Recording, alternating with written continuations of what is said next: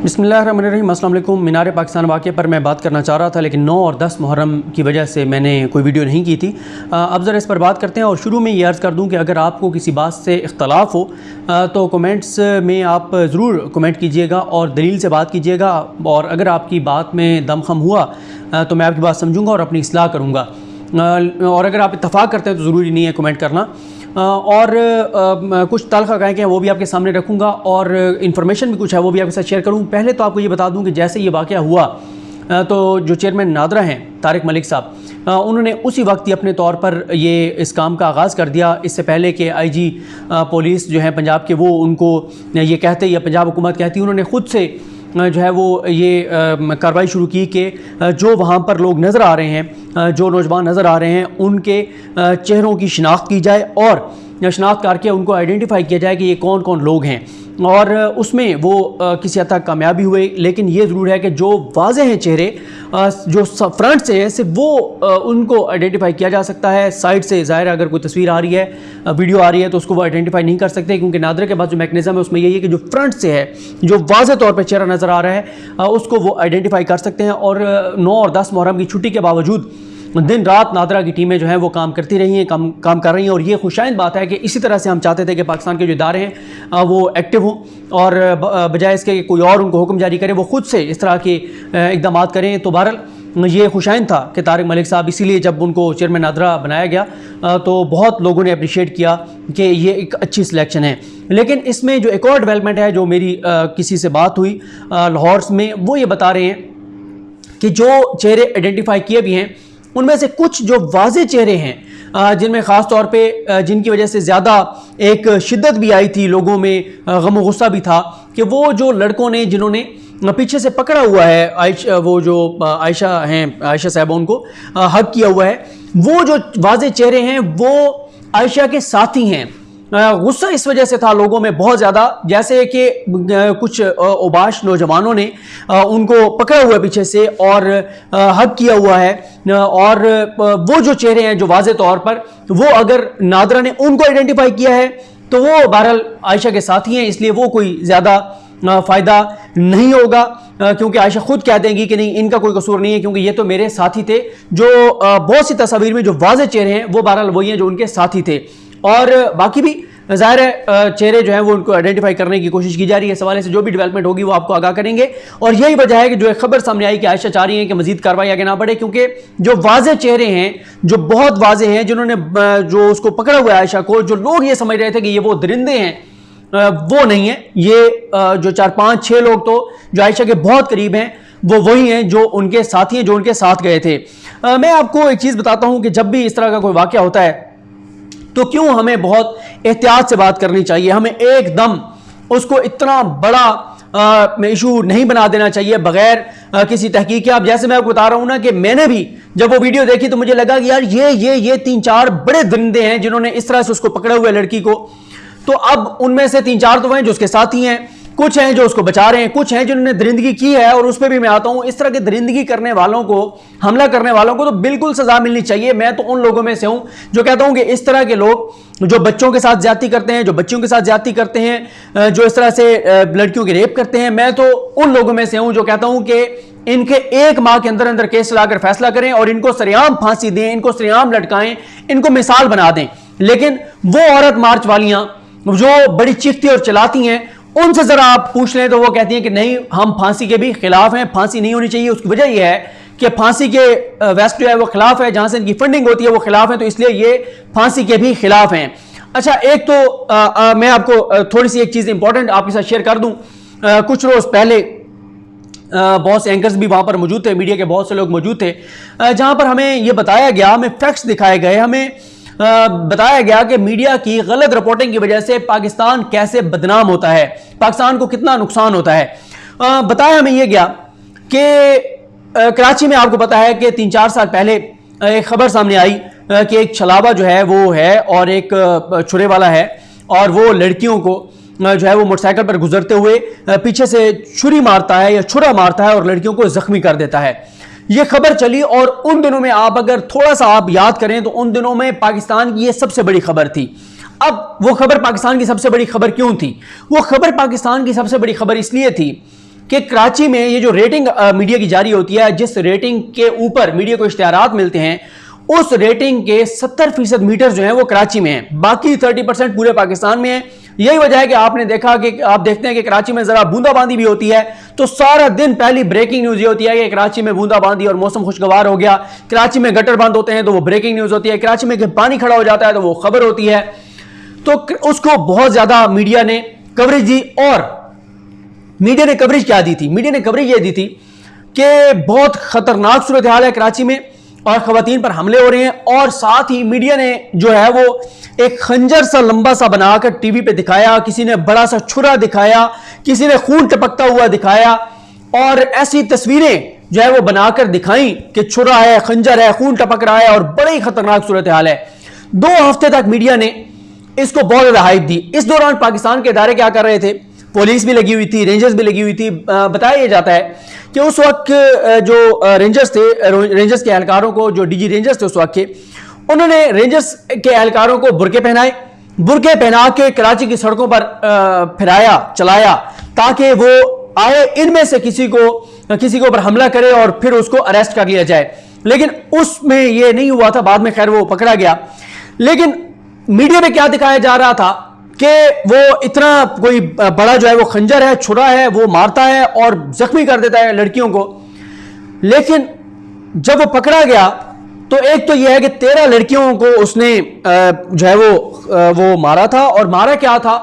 उसके पास एक paper cutter था और उस पेपर कटर के ऊपर भी जो है वो सारी टेप लिपटी हुई थी। थोड़ा सा आगे से उसने उसकी नोक जो है वो खाली रखी हुई थी और वो पीछे से आके लड़कियों को मारता था, खवातीन को मारता था। 13 लड़कियों को, खवातीन को उसने मारा। उनमें से सिर्फ एक को 2 या 3 सेंटीमीटर का जख्म आया, बाकी किसी को जख्म भी नहीं आया था। हाँ, वो मारता था पीछे से, लेकिन जख्म एक को आया था। लेकिन हुआ क्या उससे? हुआ ये कि 2 हफ्ते की मीडिया इस कैंपेन की बाद बहुत सारे इंटरनेशनल इदारों ने पाकिस्तान कराची से ज्यादा खतरनाक दिल्ली था, भारत की जो दारुल हुकूमत है। लेकिन मीडिया की इस 2 हफ्ते की कैंपेन के साथ पाकिस्तान का जो शहर कराची है उसको दिल्ली से ज्यादा बहुत से इदारों ने खतरनाक शहर करार दे दिया खवातीन के लिए। और वो भारत, जिसके अभी भी आप देखते हैं कि वहां पे खवातीन के साथ क्या होता है, मुसलमान खवातीन के साथ क्या होता है, उसको उन्होंने कराची के बाद कर दिया। तो ये मिला 2 हफ्ते की मीडिया कैंपेन के बाद पाकिस्तान को। इसलिए जब भी कोई वाकया हो, जब भी कोई इस तरह की सूरत हाल हो, हमें थोड़ा सा मोहतात होना चाहिए कि यार हम हमारी गलत रिपोर्टिंग की वजह से या हमारी सनसनी की वजह से या हमारी रेटिंग के चक्कर में या हमारे व्यूज के चक्कर में हम जो है वो कहीं पाकिस्तान को नुकसान तो नहीं कर रहे। अभी आप देखें क्या हुआ। मंदिर के ऊपर हमला होता है रहीम यार खान में, इससे पहले करक में। उस पर आप एज ए पाकिस्तानी देखें हमारा क्या रिएक्शन था, हमारे इदारों का क्या रिएक्शन था, हमारी पुलिस का क्या रिएक्शन था, हमारी हुकूमत का, हमारी रियासत का, हमारी सुप्रीम कोर्ट का, हमारी अवाम का। हमारी पूरी कौम अकलियतों के साथ खड़ी हुई। हमारी हुकूमत ने दोनों मंदिरों को बहाल कराया, जो हमलावर थे उनको पकड़ा, उनके खिलाफ कार्रवाइयां की। पूरे पाकिस्तान से एक भी ऐसी आवाज नहीं आई कि किसी ने कहा कि मंदिर पे हमला ठीक हुआ है। दरिंदे मौजूद हैं, मुतशद्दिद लोग मौजूद हैं, इंतहा पसंद मौजूद हैं, लेकिन बहसीयत कौम हमारा क्या रवैया था? हमने मुजम्मत की, पाकिस्तान ने मुजम्मत की, पाकिस्तान की सुप्रीम कोर्ट ने सख्त रिमार्क्स दिए, सख्त कार्रवाई की। हमारे प्राइम मिनिस्टर ने, इमरान खान साहब ने देखें कहा कि हुकूमत के पैसों से, सरकारी पैसों से पहले से बेहतर बना दिया मंदिर को। अब हुआ क्या? इंग्लिश अखबारात ने जब हमला हुआ वो तो फ्रंट पेज पे लगाई खबर, बड़ी करके लगाई। लेकिन जब उस मंदिर को बहाल कर दिया गया, जब हुकूमत ने उसको कहा कि सरकारी पैसों से, उसको उतनी बड़ी खबर नहीं लगाया। नेगेटिव खबर थी उसको बड़ा करके लगाया, पॉजिटिव पाकिस्तान का पॉजिटिव इमेज वो नहीं लगाया। तो ये एक पूरी एक गेम है।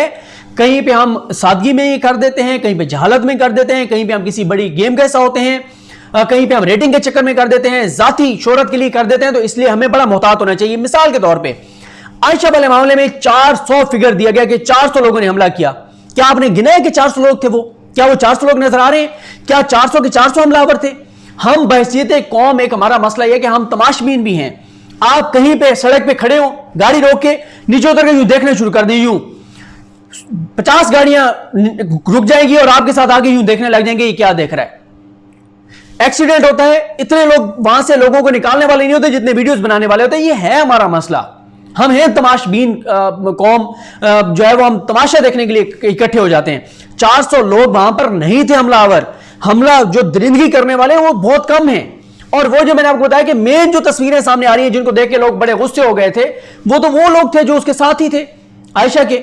लेकिन मैं इसको जस्टिफाई नहीं कर रहा, मैं तो कह रहा हूं कि जिन्होंने उसके कपड़ों पे हाथ डाला है, जिन्होंने उसके कपड़े फाड़े हैं, उनको आइडेंटिफाई किया जाए और मैं ये कहता हूं कि उनको फांसी पे लटकाया जाए।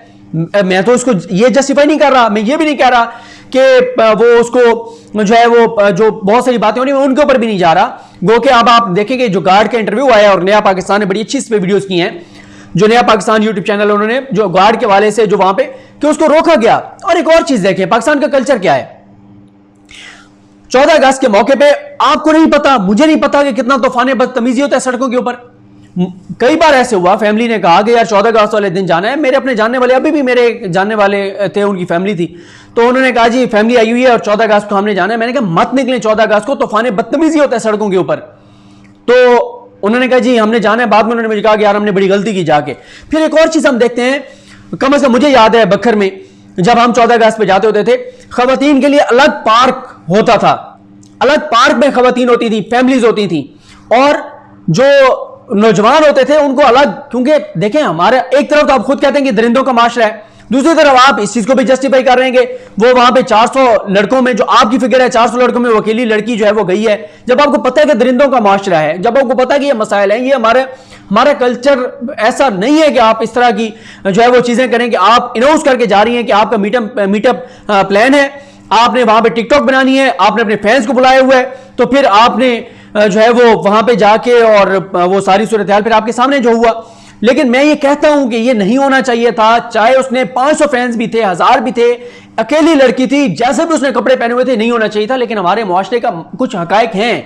आप बहन के साथ जा रहे हो अपनी, आपको इतने लोग देख रहे होते हैं कि पता नहीं आपको इतनी कि आप घुटन से महसूस करते हैं कि आप सगी बहन के साथ जा रहे होते हैं, लोग ऐसे देख रहे होते हैं कि जैसे आप अपनी गर्लफ्रेंड के साथ जा रहे हैं। आप इस्लामाबाद जैसे शहर में आप लड़की के साथ जा रहे हो, 100 बंदे घूर के आपको देख रहे होते हैं। ये है ना मसला, ठीक है। हाँ, इसको ये मसला हल कैसे होगा?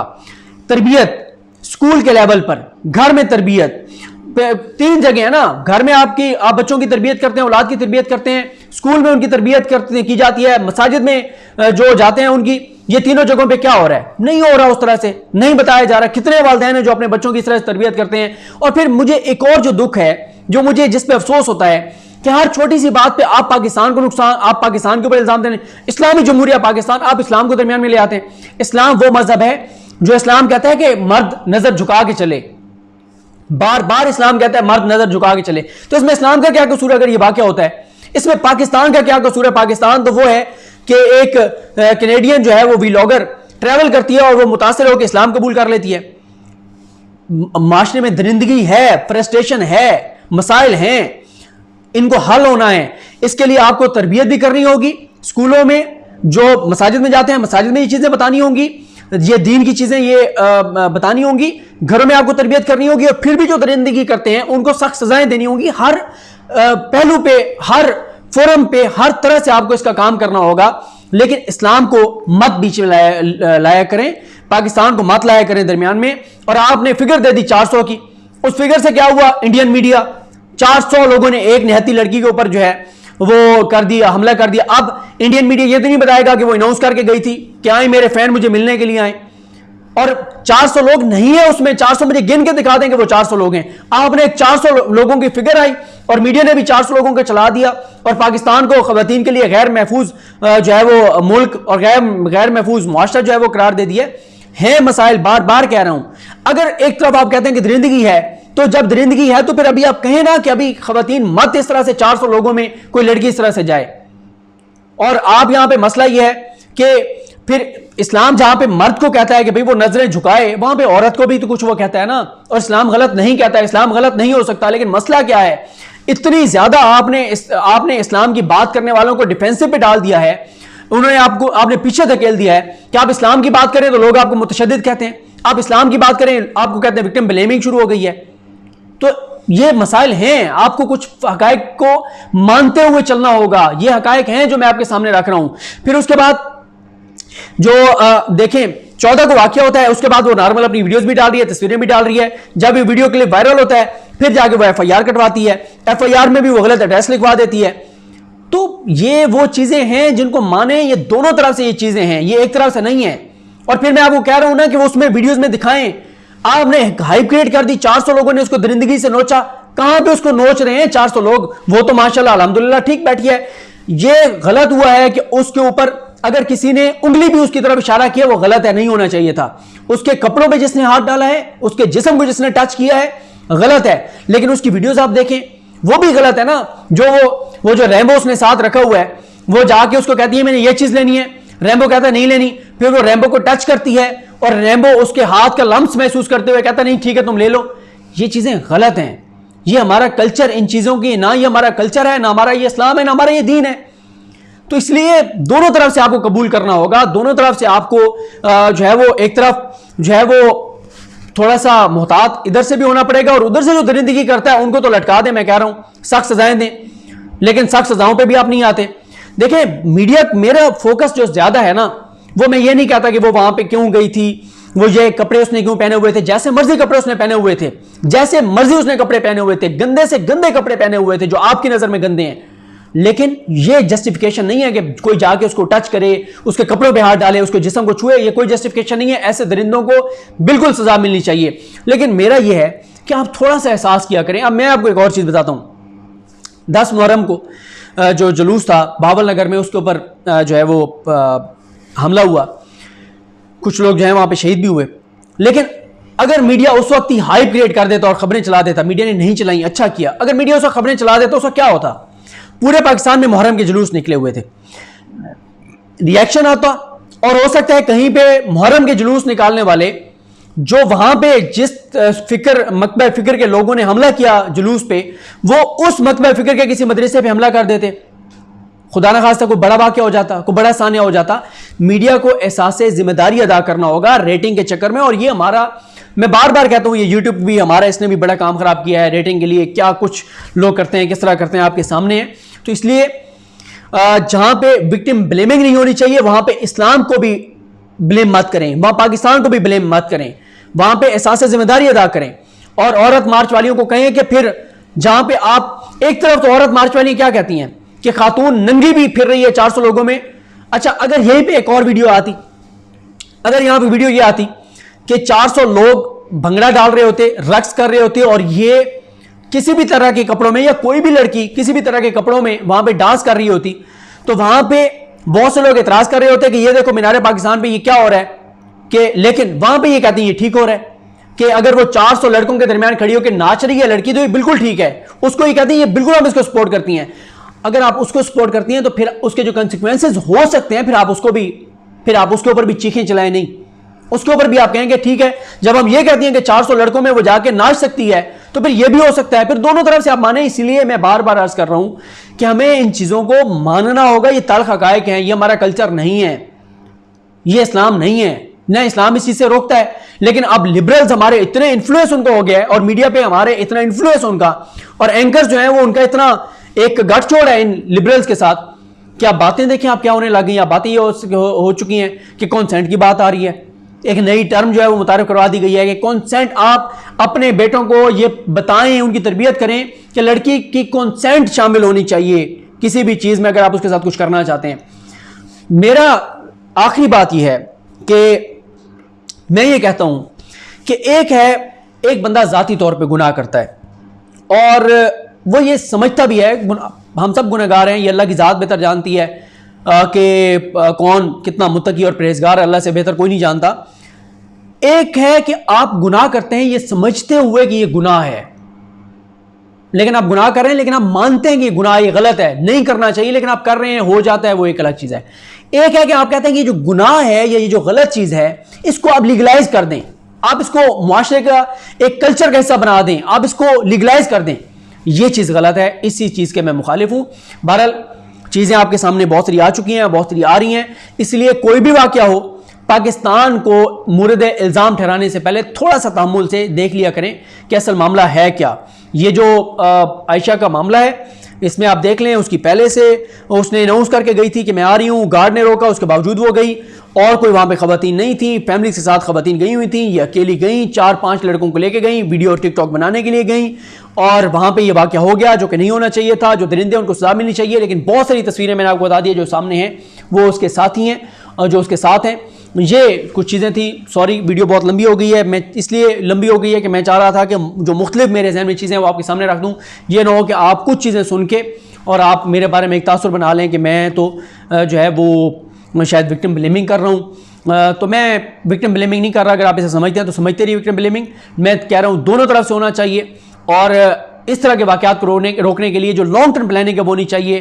कानून है, सज़ाएँ मिलनी चाहिए, तरबियत होनी चाहिए, और थोड़ा सा भी ये समझते हुए कि फ्रस्ट्रेशन है माशरे में, दरिंदगी मौजूद है, तो आप भी थोड़ा सा एहतियात कीजिए। अल्लाह ताला पाकिस्तान पर अपना करम करे, अल्लाह ताला पाकिस्तान को अपने ज़ुबान में रखे और पाकिस्तान को इस तरह के वाक़यात से महफूज रखे। मुझे अपनी दुआ में याद रखें। अल्लाह करीम हम सबका हामी नासरो। अल्लाह हाफ़िज़।